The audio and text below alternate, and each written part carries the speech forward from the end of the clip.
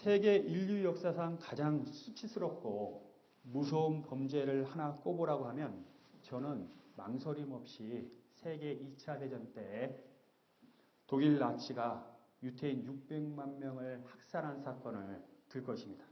랄리 인구가 44만이라고 한다면 랄리 규모의 도시 14개의 사람들을 모조리 다 인간의 존엄성을 무시하고 가스실이나 흉악한 방법으로 죽인 겁니다. 이 전쟁이 끝나면 전쟁 범죄자들에 대한 재판이 있겠죠. 그런데 아돌프 아이히만이라는 그 SS 친위대 장교가 있었는데 2차 대전이 끝나고 숨어버렸어요. 그리고 리카르도 클레멘트라는 가짜 이름을 사용하여서 아르헨티나에서 자동차 공장 기계공으로 은신하고 있었습니다. 근데 1960년 5월에 이스라엘의 정보기관 모사드가 그를 체포하였고 61년 이스라엘 예루살렘에서 전범으로서 재판을 받게 됩니다.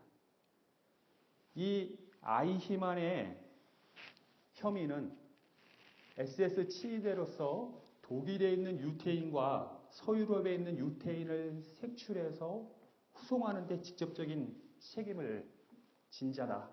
그러므로 600만 명 유대인 학살의 주된 범죄자다라는 거였습니다. 4개월간 350시간의 재판을 받았습니다.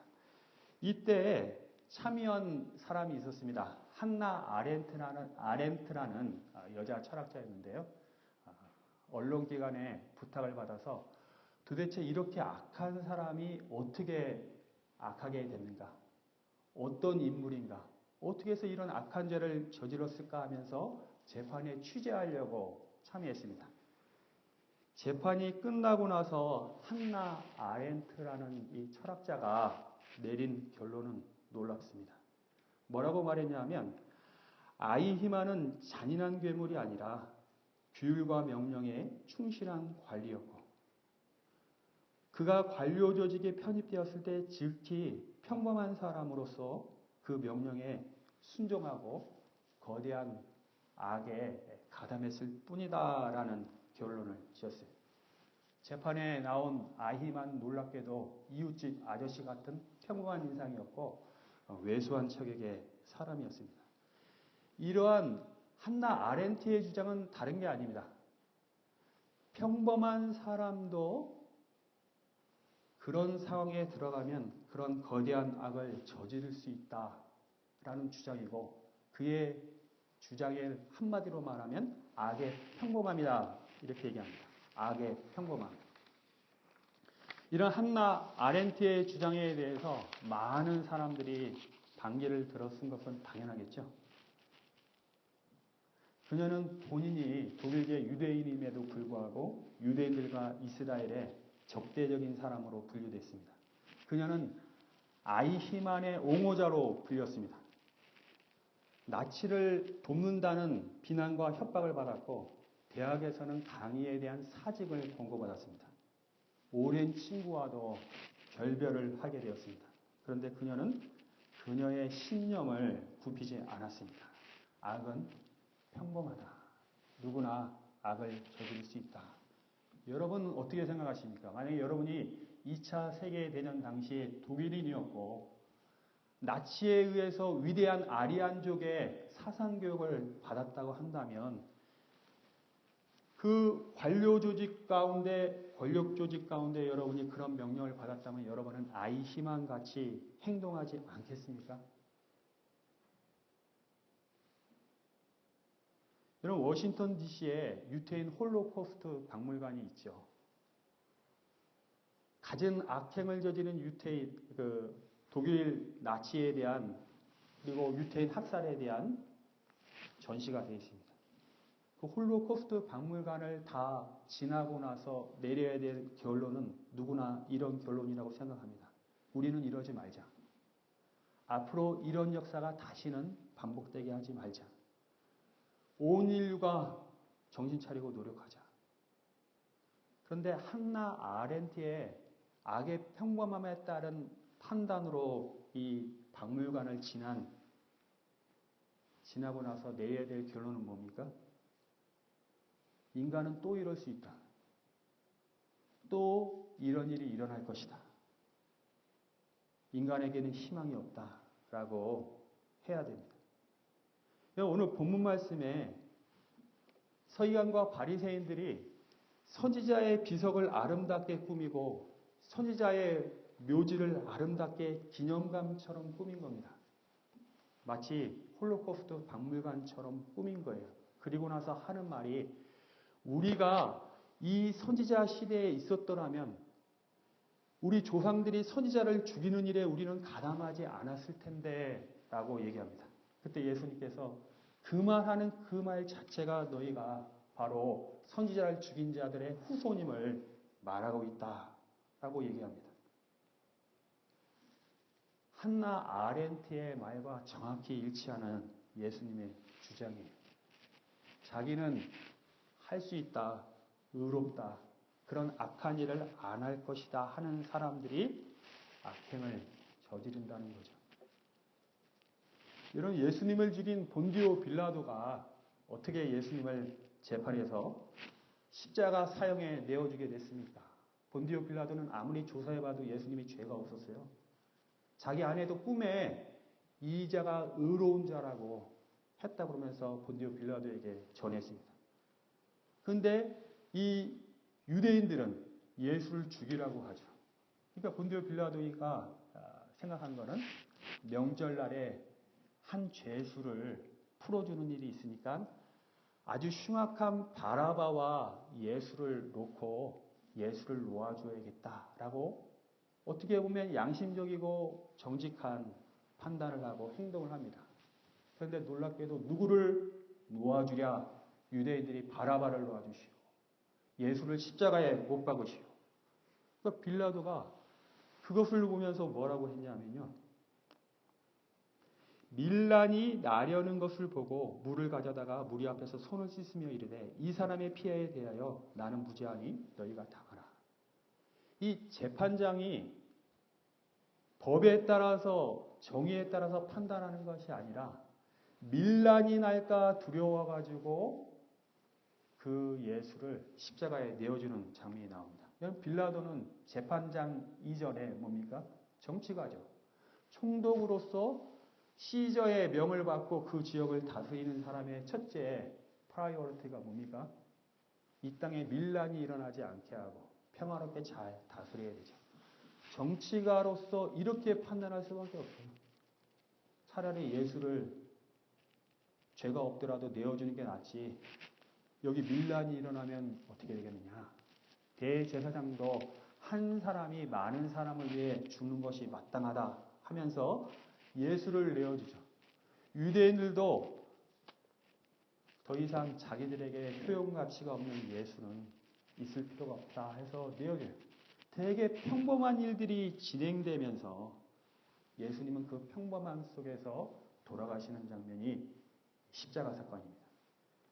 옛날 이야기를 해서 그렇죠. 요즘 얘기 하나 말씀드리겠습니다. 1914년 11월에 인분 교수 사건이 일어났습니다. 강남대학교 교수인데 자기 제자들을 불러다가 사무실에서 일을 하게 하면서 이 디자인, 미술 계통의 일을 하는데 교수이기도 하고 협회의 막강한 실력자입니다. 그런데 이 사람이 사무실에 있는 어떤 못난 사람 한 명을 학대하기 시작했어요. 근데 학대 내용을 보니까 기합을 주고 호신용 스프레이로 얼굴에 뿌리고 슬리퍼로 얼굴을 때리고 인분과 소변을 먹였어요. 엄청난 비인간적인 학대를 교수가 했고 그 옆에 사람들이 같이 묵인하고 같이 공모하면서 한 인간의 인격을, 신체를 학대하는 일들이 벌어졌죠. 놀랍게도 이 교수가 밖에 있을 때 전화로 자기 직원에게 야, 걔 몇 대 때려 하면 그 직원이 때렸어요. 그래서 인터뷰를 했습니다. 왜 그 교수의 잘못된 명령에 지시에 순종을 했느냐. 이 교수는 나의 윗사람이고 이 사람 말을 안 들으면 나는 이 직장에서 일을 할 수 없을 뿐 아니라 이 디자인계에서 나는 성공할 수 없기 때문에 말을 들을 수밖에 없었습니다. 결국 멍이 든 그 신체 때문에 그 사건이 드러났고 이 교수는 8년 선고를 받고 또 같이 가담했던 정모 씨와 장모 씨는 4년과 2년의 징역을 확정받았습니다. 여러분 어떻습니까? 지금 21세기에 이성적인 대학 교수와 대학을 졸업한 사람들 사이에서도 이런 악이 자행되고 있다는 사실에 대해서 우리는 그 구조에 들어가면 그러지 않을까라는 말을 쉽게 할 수 없다. 인간이 얼마나 악한지 악의 평범함에 대한 이야기를 하는 어떤 사람이 어떤 민주화 운동을 했던 사람이 고문받은 경험을 얘기했습니다. 민주화 운동을 하다가 독재 정권에게 잡혀가지고 고문을 받는데 정기 고문을 받는데 이 정기 고문하는 사람도 그렇고 고문을 받는 사람도 그렇고 하다 보면 지치잖아요. 쉬고 있는데 정기 고문하는 사람이 자기 아내한테 전화를 해서 하는 말이 그래 우리 아들 이번에 수학 성적 어떻게 됐어? 올랐어? 안 올랐어? 그러니까 그 이야기를 듣던 정기 고문 받은 사람이 야 고문하는 사람도 악한 사람이 아니구나. 극히 평범한 가장의 한 사람이구나 하는 것을 깨달았습니다. 그럼 한나 아렌트의 말에 의하면 악은 평범하다는 얘기인데 결국 모든 사람이 악할 수 있다는 건데 논리적으로 인간은 악하게 태어난다. 악하게 태어난다라고밖에 말할 수가 없죠. 잘못된 자녀들 뒤에는 잘못된 부모가 있다는 그런 말이 있습니다. 저는 굉장히 공감해요. 굉장히 공감합니다. 그런데 우리가 주일날 성경 공부할 때 야곱 이야기를 여러분 들었을 겁니다. 리브가가 이 쌍둥이 두 알을 낳기 전에 뱃속에서 서로 다투는 것 때문에 고민스러워서 하나님께 물어봅니다. 도대체 이 뱃속의 아이들이 왜 다투고 있냐? 하나님께서 두 민족이 너희 태중에 있고 두 민족이 나누리라. 아기를 낳는데 에서가 나오는데 야곱이 뒤에 그 발을 붙잡고 나와요. 이게 뭔 뜻입니까? 야곱이 그만큼 욕심이 많은 천성적으로 그런 기질로 태어났다는 걸 얘기해요. 태어나면서부터 고집스럽고 욕심 많고 지지 않으려는 그 욕심을 갖고 태어난 게 야곱이라는 겁니다. 인간은 이런 악을 가지고 태어난다는 거예요.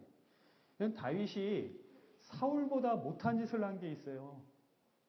간음죄를 범하고 죄를 고백했으면 좋은데 그 남편을 데려다가 죽인 다음에 남편을 데려다가 잠자리를 같이 해서 임신한 것을 숨기려고 할 때 우리아가 놀랍게도 충성스러운 진실한 모습을 보이죠. 그럼 회개하면 좋은데 끝끝내 이 우리아가 자기 꾀에 넘어가지 않자 편지를 주는데 그 편지 내용은 이 우리아를 치열한 전쟁터 앞에 세워놓고 너희 뒤로 빠져라. 그 편지를 죽임을 당하는 그 당사자에게 줘서 보내는 이 다윗의 치사함, 악함, 비열함. 그래서 나단 선지자에게 지적을 당했을 때 다윗이 회개하면서 51편에 고백하는 내용이 뭡니까? 51편 3절에 보면 무릇 나는 내 죄가를 아오니 내 죄가 항상 내 앞에 있나이다. 5절에 보면 내가 죄악 중에서 출생하였으며 어머니가 죄 중에서 나를 잉태하였나이다. 그냥 제가 태어나면서부터 죄인이고 그래서 내 죄악이 항상 내 주변에 있습니다.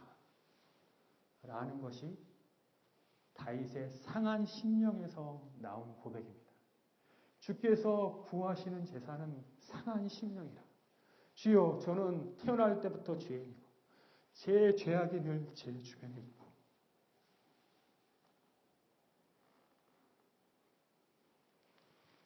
주님이 보호하시지 않으면 저는 이런 추악한 죄를 저지를 수밖에 없는 사람입니다. 그런 고백을 하나님이 제사로 받으셨어요. 그런 고백을 원하실 때 그때 하나님이 은혜 베푸시고 구원하시는 분이 바로 하나님이신데 오늘 본문에 서기관과 바리새인들은 우리가 그때 있었더라면 우리는 선지자를 죽인 일에 관여하지 않았을 것이다. 우리는 저 세리와 죄인과 창녀와 다릅니다. 일주일에 2번 금식하고 조미료에 11조도 내는 의로운 사람들입니다. 그러니 구원이 일어날 이유가 없습니다. 이런 구원이라는 것은 2가지 조건이 인간에게 있어야 돼요. 첫째는 우리가 죄인이라는 분명한 고백이 있어야지 구원이 일어납니다. 의인을 왜 구원해요? 예수님이 죄인을 부르러 왔다고 하시지 않습니까? 우리 입에서 주여 저에게 선한 것이 있습니다. 저에게 뭔가 좋게 할 만한 것이 있습니다 하면 구원이 일어나지 않습니다. 구원이 필요 없기 때문에 그렇습니다. 2번째, 우리 스스로 선한 일을 해서 우리가 구원할 수 있다라고 얘기하면 내버려두면 됩니다. 한번 해보라고. 예수 그리스도의 구원이 임하려고 하면 저는 구원의 능력이 없습니다. 주님이 구원해 주셔야 됩니다. 라는 고백이 2가지가 분명히 있어야 된다는 겁니다. 그러므로 구원에 우리는 조금도 보태는 것이 없다는 거예요. 십자가 은혜로 구원받았다는 겁니다. 때때로 주일 예배 드릴 때 민망하지 않습니까? 매주일마다 한 주간 주님 저희들이 지은 죄를 용서해 주십시오. 매주일마다 회개 기도를 들어요. 민망할 때가 있어요. 아니 뻔뻔해도 유분수지. 매주마다 그런 기도를 한다니까요. 사람이라면 어떻게 매주마다 그런 죄를 지었다고 고백을 할 수 있습니까? 근데 그게 우리의 현실이잖아요. 그게 진짜 우리의 모습이잖아요. 그래서 은혜밖에 없습니다라고 고백하는 게 매주마다 하는 우리의 회개 기도죠. 로마서 3장 20절에서 24절에 보면 그리스도 예수 안에 있는 속량으로 말미암아 하나님의 은혜로 값없이 의롭다 하심을 얻은 자 되었느니라. 값없이라는 말은 뭡니까? 우리가 구원받을 때 우리가 뭔가 값을 조금이라도 치렀다 이런 말입니까? 예수님이 우리를 구원해 가실 때 우리가 조금이라도 뭔가 도움을 드리고 값을 치렀다, 얹었다 이런 얘기입니까? 전적으로 하나님의 은혜로 예수 그리스도의 은혜로 값없이 구원받았다. 이 값없이라는 말에 대해서 여러분 한번 생각해 보십시오. 값을 따지는 사람들이 있죠. 여러분 포도원 품꾼 비유를 여러분 아실 겁니다. 포도를 추수할 때는 2, 3일 안에 추수해야지 가장 좋은 포도를 얻기 때문에 자기 일꾼만으로 수확을 못하죠. 사람들을 불러서 일꾼을 불러서 수확하는데 아침 9시에 나가서 사람을 데려오면서 내가 오늘 하루 종일 일하면 한 데나리온 주리라. 정오에 나가서 또 사람 데려오고 오후 3시에 나가서 데려오고 오후 5시에 나가서 데려와서 일을 시킨 다음에 해진 다음에 오늘 하루 일당을 주는데 오후 5시에 온 사람 아마도 해질 때까지 1시간, 2시간 일했을 겁니다. 한 데나리온을 주는 거예요. 오후 3시에 온 사람 한 데나리온, 정오에 온 사람 한 데나리온 준 거예요. 아침 9시에 온 사람도 한 데나리온을 준 겁니다. 기분 나쁘죠. 저도 젊었을 때부터 신약 성경을 많이 읽었는데 이 말씀은 읽을 때마다 기분이 나빠요. 이해가 안 가요. 가슴이 막혀요. 왜 똑같이 줍니까? 아침에 와서 하루 종일 떼 앞에서 일한 우리를 5시에 와서 일한 사람과 똑같이 줍니까?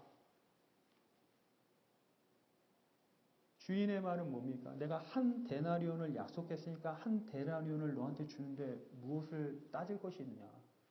내가 은혜가 많아서 사랑이 많아서 5시에 온 사람한테도 한 데나리온 주는 게 너한테 그렇게 문제가 되냐? 무슨 차이를 보이고 있습니까? 일한 사람들의 화내는 사람들의 초점은 자기가 행한 일에 초점이 있어요. 자기가 노력한 것, 땀 흘린 거에 초점이 있어요. 그러나 주인의 초점은 주인의 은혜에 초점이 있다는 거예요. 은혜. 내가 은혜롭기 때문에 다 준다는 은혜. 여러분 구원에 대해서 은혜에 초점을 두시겠어요? 아니면 여러분의 행한 것에 대해서 초점을 두시겠습니까? 구원은 차별 없이 주신다고 했어요. 오전 9시와 정오가 뭘 얘기합니까? 누구는 모태신앙으로 태어나서 정말 하나님 잘 믿어보겠다고 고생하고 힘들게 신앙생활하면서 세상 유혹에 빠지지 않고 근데 어떤 인간은 60 넘어가지고 믿은 다음에 천국 간다고요? 그럼 내가 고생한 거는 무슨 의미입니까? 똑같이 구원해 주시는 게 한 달에 1원씩 주는 게 이게 뭡니까 하나님? 이 사람의 초점은 자기가 한 일에 초점이 있다 이런 얘기입니다. 여러분 성경에 5시에 온 것보다도 더 심한 인간이 있었던 거 아십니까? 5분 전에 온 사람이 있었어요. 5분 동안 휙 하고 천국 간 인간이 있었는데 누굽니까? 십자가의 한편 강도예요. 평생 동안 강도짓하고 사기치고 강간하고 나쁜 짓 하다가 죽을 그 순간에 예수님에게 주여 낙원에 가실 때 나를 기억해 주십시오. 저는 죄인입니다 하고 고백했어요.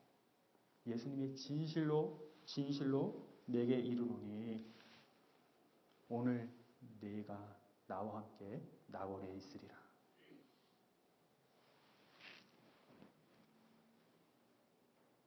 이게 예수 그리스도의 놀라운 은혜입니다. 할렐루야. 할렐루야. 여러분의 행한 것으로 따지길 원하십니까? 그러면 하나님이 따져보자 할 거예요. 자, 여기에 선한 행위한 거 적고 여기에 악한 행한 거 적고 두 가지 갖고 한번 따져보자. 너가 천국 갈 수 있는지 없는지. 여러분 이 따지는 것에 여러분 참여하실 분 있습니까? 여러분의 행위에 따라서 심판해 주십시오. 내 선한 일 한 것을 신앙생활 한 것을 가치 있게 여겨주십시오. 할 사람이 있습니까? 감히 이런 사람이 없을 거예요. 그런데도 이 포도원 비유, 예수 그리스도의 은혜, 한평강도가 구원받은 것, 세리와 죄인과 창녀가 구원받은 것에 대해서 바리새인과 서기관이 화가 나듯이 화가 나는 사람이 있는데 바로 한나 아렌트를 미워했던 사람. 우리는 악한 인간이 아니다. 우리의 선한 행위에 따라 판단해 달라. 구원에 자기 값어치를 갖다 붙이는 사람들입니다. 자, 그러면 이 구원받은 후에 선한 행위를 하지 않아도 되는 건가? 구원받았기 때문에? 그렇지 않죠. 여러분 예수님 믿은 다음에 구원받은 다음에 우리가 왜 신앙생활하고 선한 행위를 합니까? 여러분 뭐 먹고 오늘 이렇게 일하고 교회 오고 무슨 힘이 나서 뭐 먹고 왔습니까? 우리는 은혜를 먹고 선한 행위를 합니다. 다른 거 먹었지 않았어요. 은혜를 입었기 때문에 은혜를 먹었기 때문에 예수 그리스도의 일을 하는 거예요. 그게 하나님의 일입니다. 내가 천국 가기 위해 그것을 먹고 일을 한다면 그거는 주님의 일이 아니게 되는 겁니다. 은혜는 놀라운 힘이 있어요, 여러분. 은혜는. 천국 가기 위해 내가 일을 한다 하는 사람의 한계는 뭐냐면 부자 청년이에요. 내가 율법을 다 지켰나이다. 어떻게 하면 영생을 얻을 수 있습니까? 천국 갈 수 있습니까? 율법을 다 지켰나이다. 그래? 그러면 네 소유를 다 팔아서 가난한 사람에게 주고 나를 도주라. 내 행위로 천국 가려고 하는 사람은 이거 못해요. 내가 중심이기 때문에. 내가 이 땅에서도 잘 살고 죽어서도 천국 가야 되기 때문에 내가 중심이기 때문에 네 소유를 다 팔려고 그러면 부자는 그것까지는 못합니다. 부자가 돈이 많으므로 근심하며 가니라. 누가 바칠 수 있습니까? 예수님이 나를 위해 그 위대한 생명, 고귀한 생명을 바치셨다. 피를 흘리셨다. 그 은혜를 아는 사람이 이깟 재물, 이깟 나의 생명, 그러면서 드리는 거예요. 이게 은혜의 능력입니다.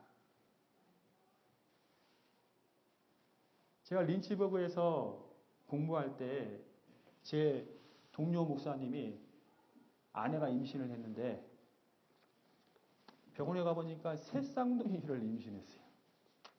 UVA 병원에 다녔는데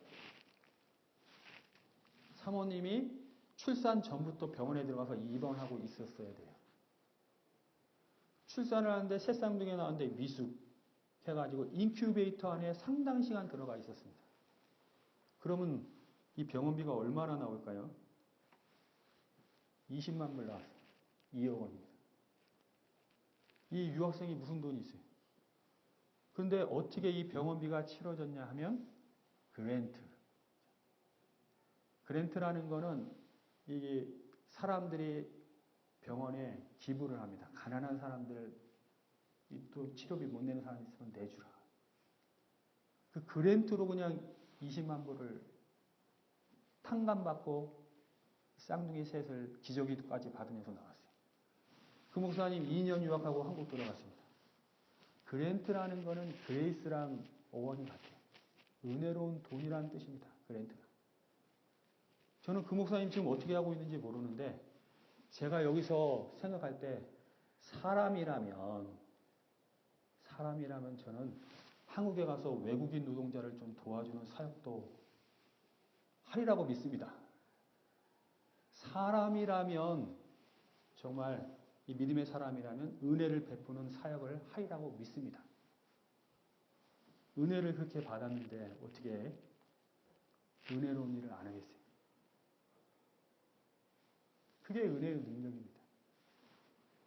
또 우리가 신앙생활 하면서 어떻게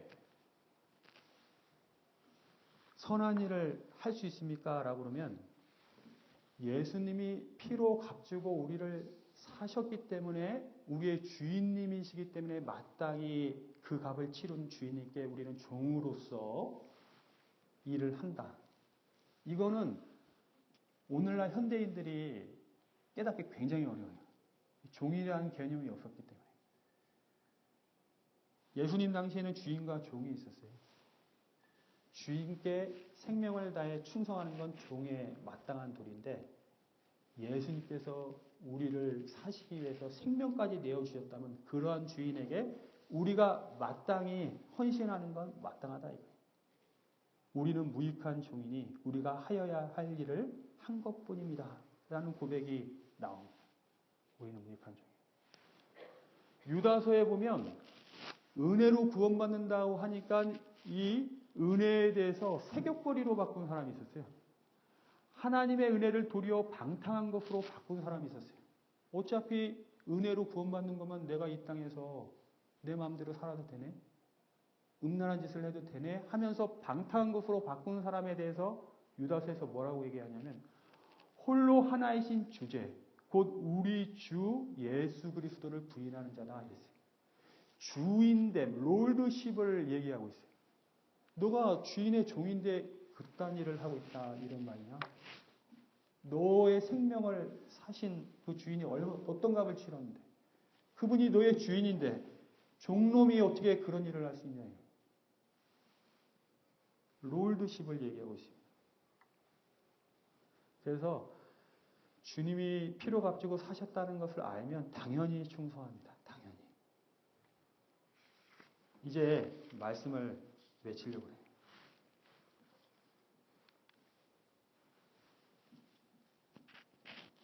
아까 우리의 행함에 대해서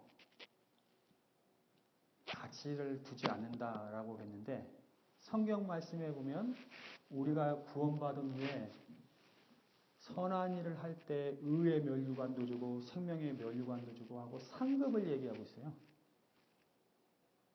그럼 그 상급은 뭐냐? 그래서 어떤 목사님들이 많이 얘기하죠. 천국에 가면 어떤 사람은 금면류관을 쓰는 사람이 있고 생명의 면류관 좋은 멸류관 쓴 사람인데 어떤 사람은 개털 모자를 쓰고 있다고 하지 않습니까? 근데 이 요한계시록 4장 10절에서 11절 보면 마지막 날의 장면이 나오는데 24장로라는 건요. 이 성도들을 대표하는 사람들을 얘기하기 때문에 모든 성도가 포함된 대표자들의 말이 24장로입니다.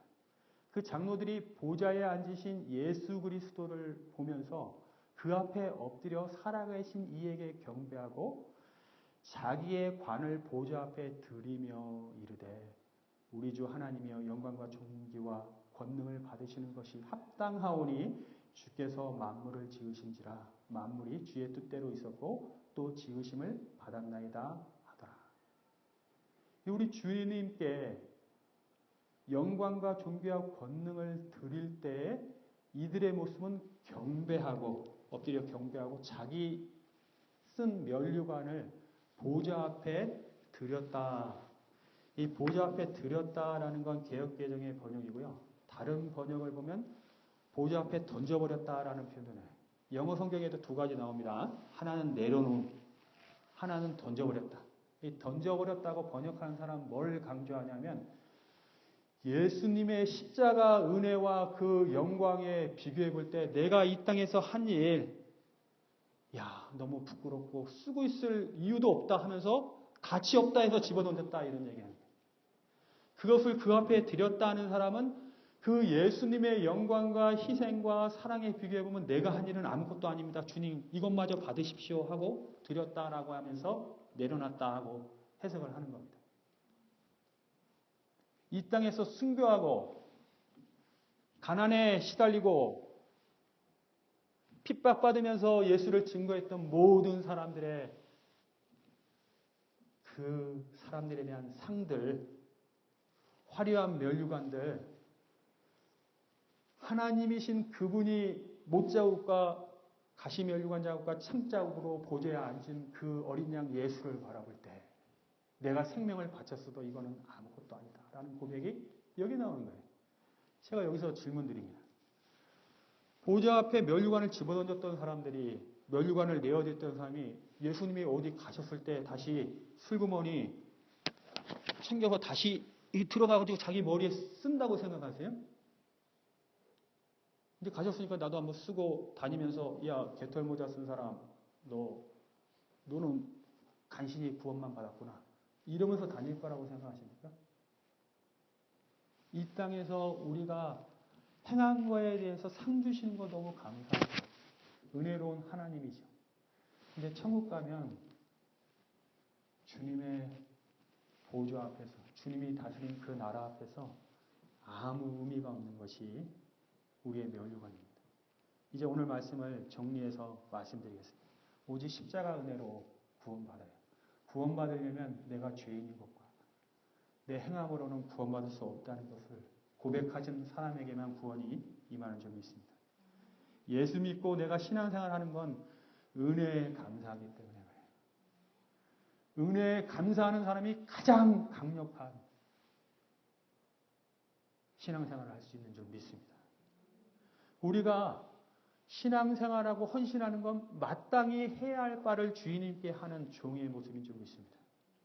천국에 가면 십자가에 달리신 예수님이 높임을 받으실 거예요. 그분이 우리의 주인이에요. 우리의 구원자인 줄 믿습니다. 무슨 적용을 할까요, 여러분? So what? 그래서요, 목사님.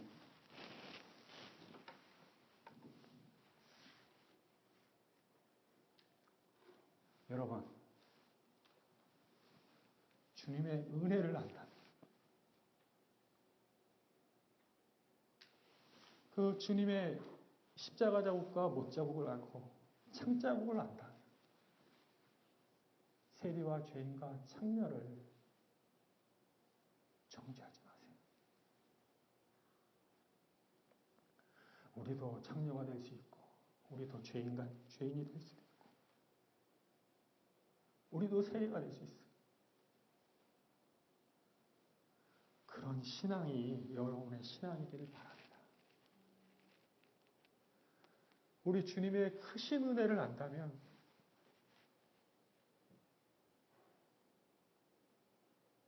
내가 지금 당하고 있는 고난, 내 생명까지도 기꺼이 드릴 수 있는 그런 당연한 이유와 능력이 일어날 줄 믿습니다. 사랑하는 여러분, 주의 십자가를 바라보시기 바랍니다. 우리 랄리 베델 장로교회가 우리 예수 그리스도의 십자가, 은혜가 자랑거리가 되는 교회가 되기를 바랍니다. 나의 행함과 나의 자랑이 아니라.